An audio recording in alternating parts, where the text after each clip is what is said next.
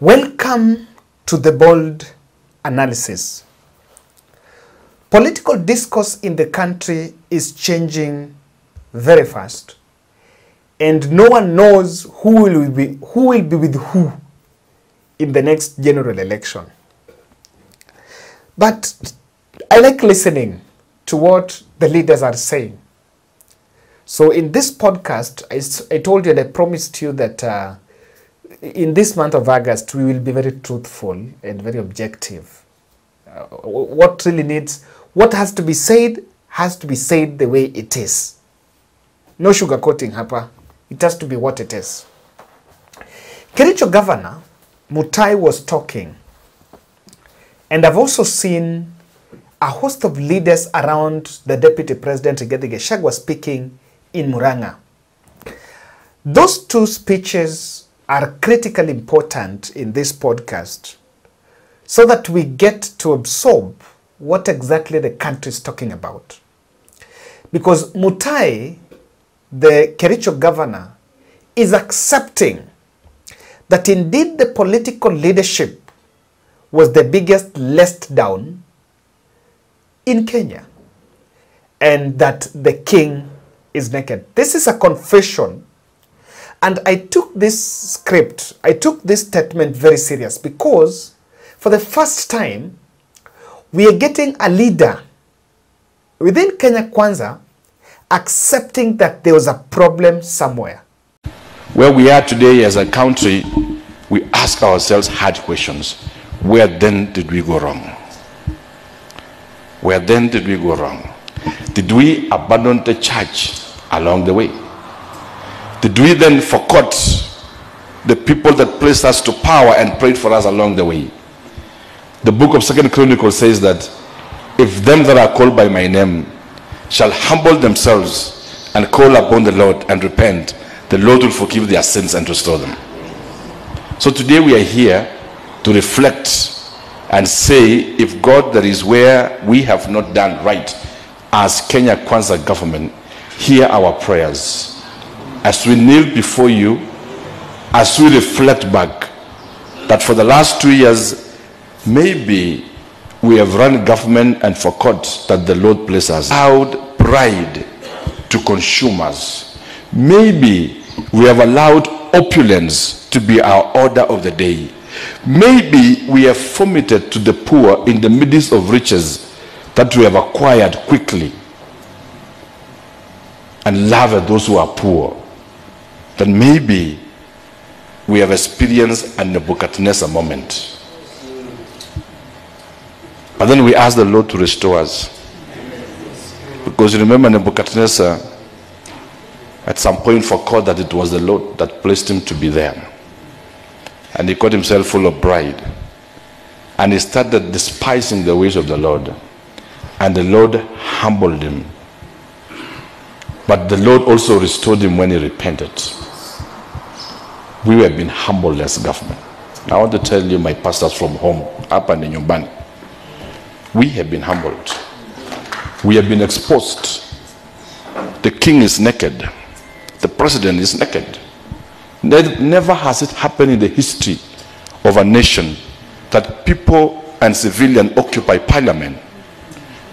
We've gone to history that under our leadership, civilians occupied parliament. And when civilians occupy parliament, parliament is a symbol of authority. It means that the authority has been challenged.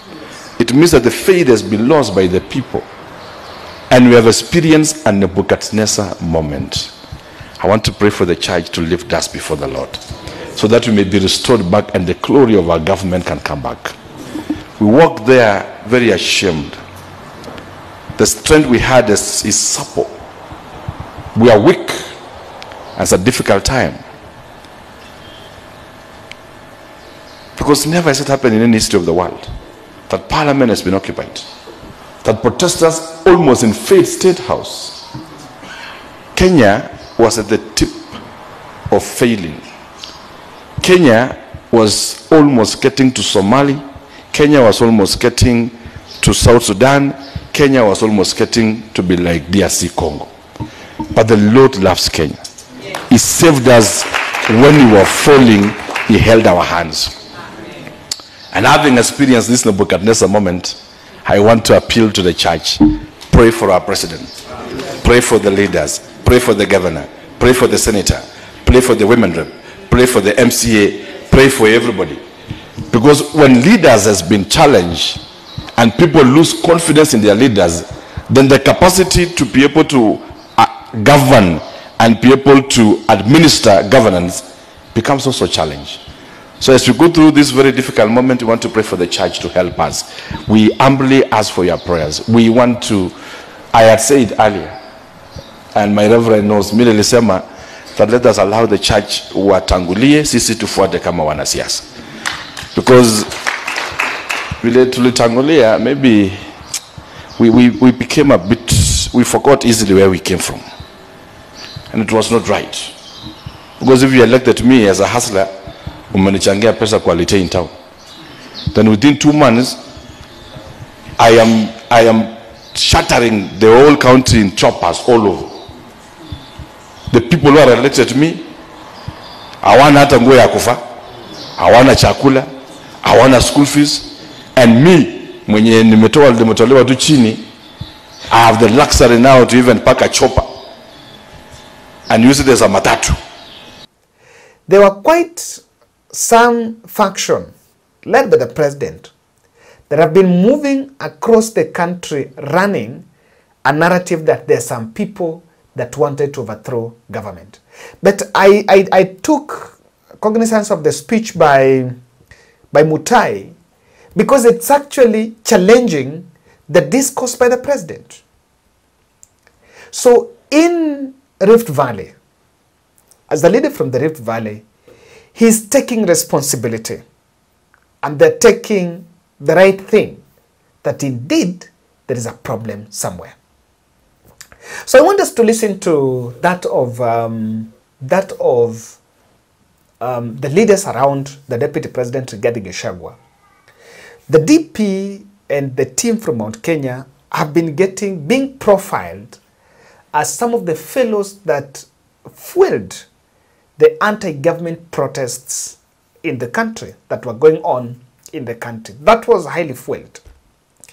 And those leaders around the Deputy President were categorical, including the Deputy President himself, that there is something the region wants to hear. There is something the region must stand for. That victimization of individuals is not going to save Kenya Kwanza from its mess. So to us, especially the members of parliament, I also plead with the members of parliament that we have no time for sideshows. And I want to assure you, Your Excellency, nimesikia tu hiyo inaitangwa mushene, that there might be an impeachment. And I think I've been on record saying I will not sign, I cannot sign. And I have no time for that because we need to sit in parliament and discuss bills that are going to be positive to our education, that are going to help and support our community, lakini sio kufikiria maneno ya personalities. But I want to remind the Kenya Kwanza government that you came in because you trusted in God and because you prayed and God gave you leadership. Stop looking for solutions from individuals, including myself and Sabina.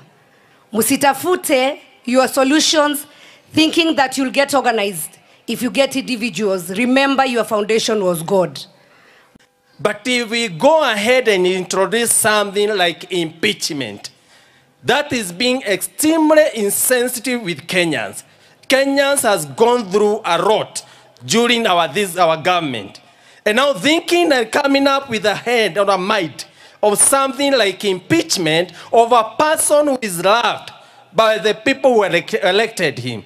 I think that's being extremely insensitive. And I could pray, wale ambao wako na hizo akili, tafadhali, let them mind about the people of Kenya who want to do business, who want peace, who want to have the comfort of doing their business, so that at least for the remaining 2 years, we can be able to give services to our people. Kwa hivyo, His Excellency the President, me already have been warned na watu ya Kangema. Wameniambia Kihungi for the finance bill, iyo tulikusamehe. lakini hii ya impeachment nifanye, lakini niondoke Kangema. Kwa hivyo hiyo mimi nimesema I cannot take that route. Kwa hivyo His Excellency the President na wananchi wetu tuobey serikali. At least we be at least sensitive to the people who did put us to the government. Tuko na crisis ya uchumi, tuko na crisis ya unemployment, tuko na crisis ya debts, tuko na crisis na hata vile Kenya tunakaa siku hizi. Now, in the mountain, we do not have any other leader other than yourself. My kind request, with a lot of humility, I know you know all the gears to apply. You know all the conversation you need to have. And you know the words to use. Ya ombi letu kama viongozi, kama watu wa mlima, ni kitu moja peke yake. We know very well this country will prosper when there is peace and the unity of the leaders. Your Excellency, najua you are good in that. Ya pili, we know, Your Excellency, you are good in making sure that we have partnership na kila mtu wa hii nchi nzima, because on us all over to mlima we cannot go very far. But I do know for sure, even in this crisis, you are going to overcome. Even in this crisis, with your wisdom, you are going to create the rest of the networks, you talk to the right offices, and you make sure this country, we go back to the track. Hawa watoto wetu tuwasomesha wapate makazi. If Kenya Kwanza has gotten into a problem, and that is what Mutai is saying, that Kenya Kwanza made blunders and they've gotten into that problem. Now, on the other end, Mount Kenya was also asking that there was a problem. So this direction of blame portioning is not gonna help the situation. My people, I want us to listen to this, because there is a script there is a narrative that we must challenge here. And I will take time to challenge that narrative. I will really take time to challenge that narrative. Listen to these speeches by Mount Kenya team. Now, where have I picked those two? From those two, there is some deadlock. Acha kuni blame, yule anasema wacha tusiblame tu. Now, there is another pedestrian narrative that is going on. And this narrative is that there are some people from Mount Kenya that wanted to overthrow government. And because they wanted to overthrow government, Raila Odinga went there to help. And so Raila Odinga has helped save the situation. And that is why you can see some spectators spectating a story that Rigathi Gachagua is to be dropped as the running mate, so that William Ruto picks Wanga as the deputy in 2027. It's just supposed to entice the ear. And so it should be that the Raila supporters, the Luo nation, the Luhya, let me say that the opposition wing should support government because Mount Kenya wants to remove him. And some people are falling for that story. I don't buy that story, because if you look at the number of people that were shot during the protests, that bullet did not know who is a Luo, who is a Luhya, who is a what, who is a Kikuyu. That bullet did not know. When Oguda was abducted, is Oguda a Kikuyu? The abductors, the people that violated human rights, that young boy, 8-year-old boy from Rongai, was that boy from Muranga or Kirinyaga or Nyeri? So I think it's cheap and a big lie in the face of Kenya when someone rises and say, you know what? The Luos were not targeted. This is not our war. And I've been seeing, they've been employing the TikTok and the Facebook bloggers to run that narrative. Of course, at some stipend. As we just remain truthful. We don't receive those payments. The only payment we get is through the AdSense, through this channel. So, when you watch this video to the end, by the way, so that narrative has been there. I want to play you this video. This lady, just listen to this. Nilikuwa nimeacha manguo kwa kamba. Nikamwambia ni sawa, chukua fare uende. It was on Sunday. Sasa kufika Tuesday, At night, ilikuwa by 8 p.m. Babaka akanipigia, mtoto ajarudi kwa nyumba. Mtoto anaweza kuwa kwa nyumba huko Mabarenap. Nikamwambia, Shakil, venye nilimpatia fare kuja Kitengela, sijamuona. Wasiwasi kaanza kunishika juu ya mtoto. Nikakuwa tu na uoga, sikuli. Sizifanya chochote. Kumbe ni damu, ilishaniuma ya mzazi. The following day, it was on Tuesday, at night. Babaka akanitumia video ingine, nikashtuka. Nikasema, ni mtoto wangu ama ni nani? Nikaanza kulia na watoto wangu wengine kwa nyumba. The following day, it was on Wednesday. Akaniambia, Mama Maureen, Mama Shakil, hebu tuende City Mochani. Kama hapana, tuende kwanza kwa polisi au hospitali tutafute Shakil. Akaniambia huko kote nimetembea, mtoto hayuko. Wednesday asubuhi nikarauka, tukakutana na Baba Shakil City Mochari. Kasimama hapo nje, nikaona Baba Shakil anapiga simu, huyo mtu anatoka nje. Anamwambia kidogo tu. Nilipoingia,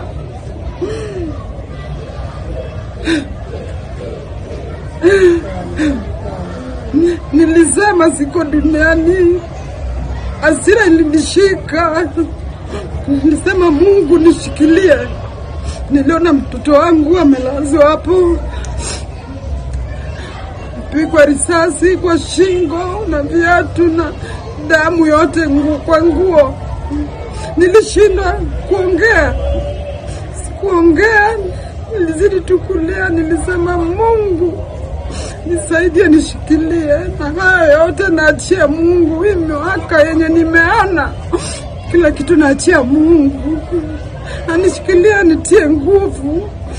Pia mimi nakaa amekufa kwa roho yangu. Mimi ni binadamu, natembea lakini siko sawa. Yenye nimeona hii mwaka sijawahi ona tangu nizaliwe. Naomba serikali angalia tu kesi ya mtoto wangu. Kuzaa ni ngumu, kulea ni ngumu. Mtoto anamaliza shule, apate yenye tamsaidia kwa maisha, anachukuliwa uhai. Juu ameenda. The child, ile mtoto mama analia hapo, that child is a Luo. You know, if this was a fight between Kikuyu and so why didn't the bullet and the abductors go and just pick people from that profile? So that divide and rule narrative is making some of us very disturbed, because it's the last thing that the country should be talking about. So I want to speak about this and say, I know there have been a conventional thinking and a consensus that the public have agreed that Raila Odinga, Ruto has gone for Raila so that we can suppress the Gen Z. As things move, the revelation I'm getting is that is the face value. The devil is in the details, because what is William Ruto's interest in 2027? Get re-election. So what exactly does Ruto get, apart from just that aspect of I've gotten Raila to suppress the Gen Z? Can I show you? Do you know that election IBC panel, selection panel, is supposed to be constituted? And look at this tweet. Look at this poster. Nicholas Bore is the executive director of UDA. So under political parties liaison committee, he was picked as amongst the fellows. This is here. He was picked as amongst the fellows to sit in that panel to pick the next IBC commission. Just look at it. Executive Director Nicholas Bore wins the political parties liaison committee, majority coalition, election to represent the coalition in the IBC recruitment panel. How? How can you take someone from ruling party, ED of ruling party, and take to that panel? And I remember the IBC reforms was part of why people, bipartisan talks went, and Kalonzo will tell you that there was supposed to be a consensus between Raila and Ruto on who becomes chairman.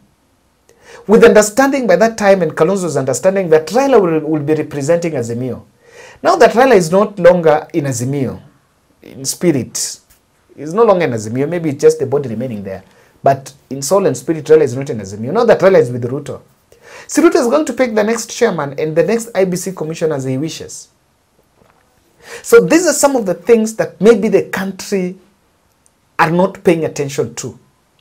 The IBC selection panel that is, and look at the way after that broad-based thing they formed together, things have really moved very fast.